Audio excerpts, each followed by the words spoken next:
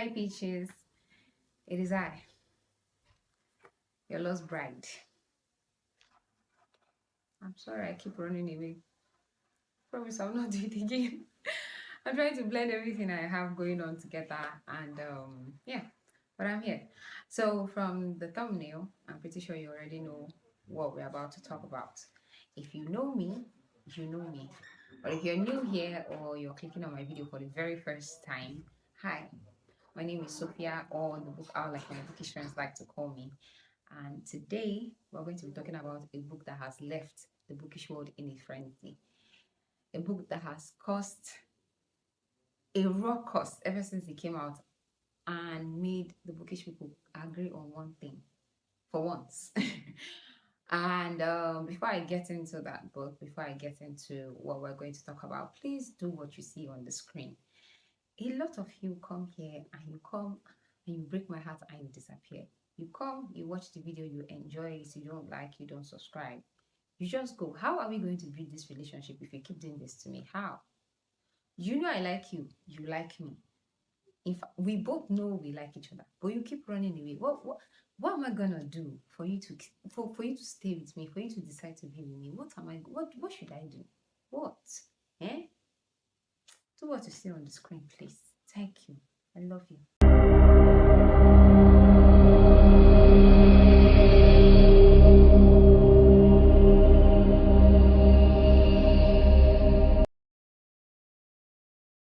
Now, before we get into the review proper, let me give you a breakdown of the plot.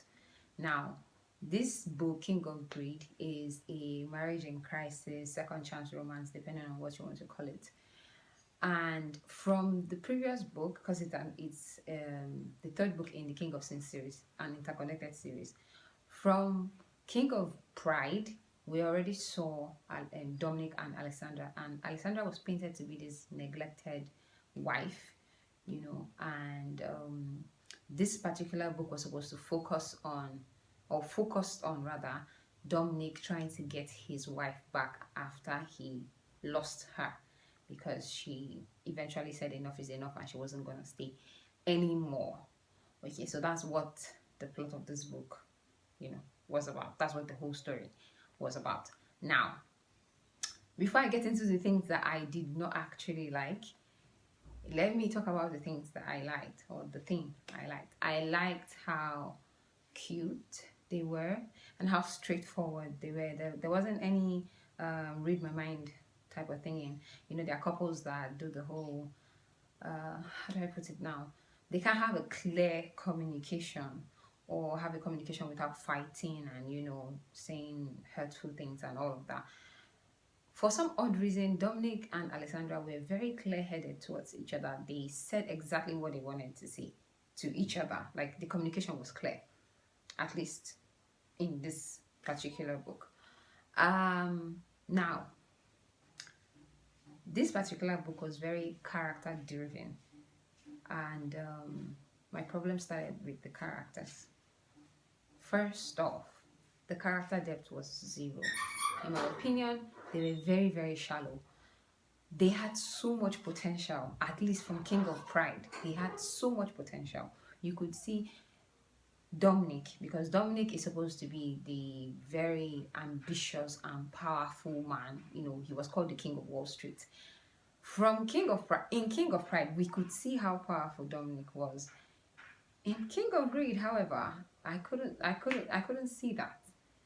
Alessandra was a much fun-going person in King of Greed than she was here. She was very, very, very, very dull. Her character was very extremely dull in this book, and I felt she wasn't like I felt like Anna did her dirty on this one, and even Dominic himself, because the whole background story she tried to put for both Dominic and Alexandra was just very, very, very shallow and very. It's not something that will get you to connect with them. Like, both of them could not get me to connect with them. I found it hard to be drawn into the story. You know, when you're so drawn into the story where you start feeling their pain, even though you know it's just a book, you start feeling that I could not with this book. They were cute and all, a cute couple, but then I just could not. I couldn't with the characters. I just could not. And we didn't even see much of Isabella. In fact, in this book, I kept on looking forward to the parts where she was going to spend, like the time she was going to spend with her friends. Sloan was just once. We met Sloan just once. I think twice, yes. And it almost felt like, man, I don't know. This book was, there had so many things she could have done with the character building, and then it was just, character development was not, there was nothing there. There was no development there, in fact. There wasn't. And then secondly, the plot. Now, the plot is Dominic trying to win back his neglected wife, right? From what we saw, when Ana Huang did the whole past and present thing in second chance romances, like that is very important. So you know the kind of couple they were before whatever happened. We saw that Alessandra was a much better communicator in the past than she was in the present. Like, you claim that your man was neglecting you and you never spoke up about it. He would stay at work late. You never said anything. In fact, when he comes back, you would be the understanding wife. In fact, you'd be very chill.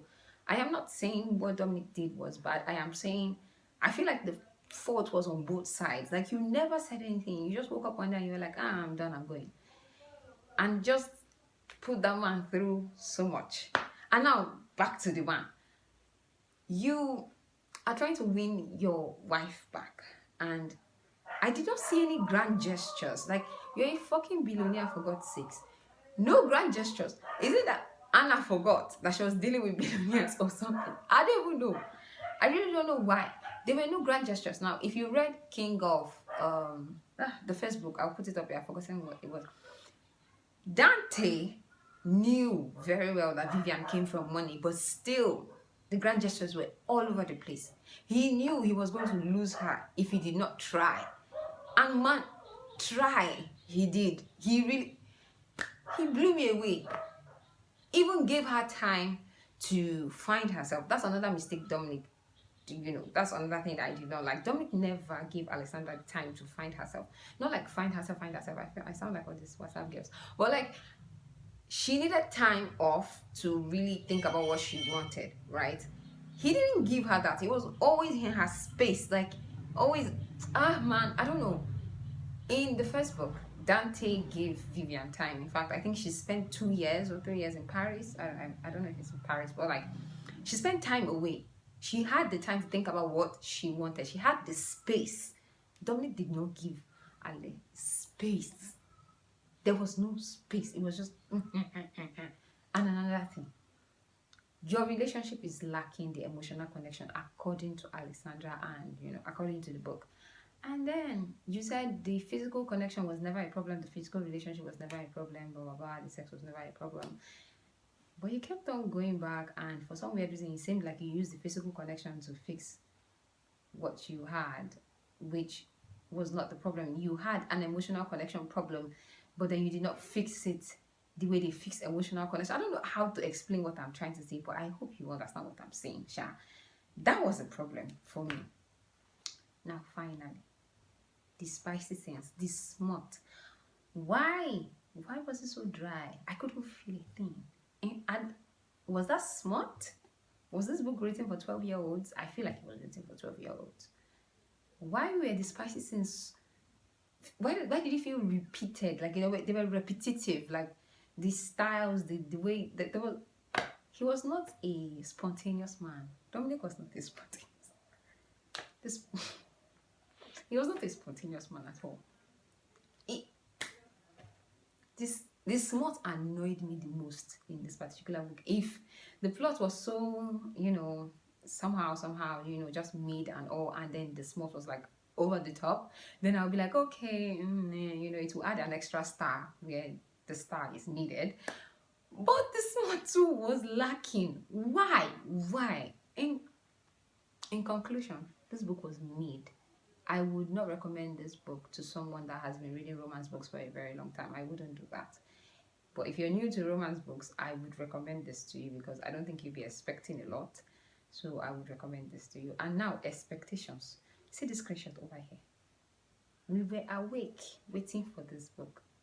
And the marketing was Ana Huang's marketing for this book was the best I have seen in a really, really long time, at least in recent times. And then this book came out and I read it and I was very disappointed. I am still very disappointed. I almost did not make this video. It's just that I have promised that I was going to make this video and that's why I'm doing it. If not, this is one of those books I'll read and I'll pretend like I never read it. I'm very disappointed. I did not expect it. And yes, I almost did not talk about the subplot. The whole Roman thing.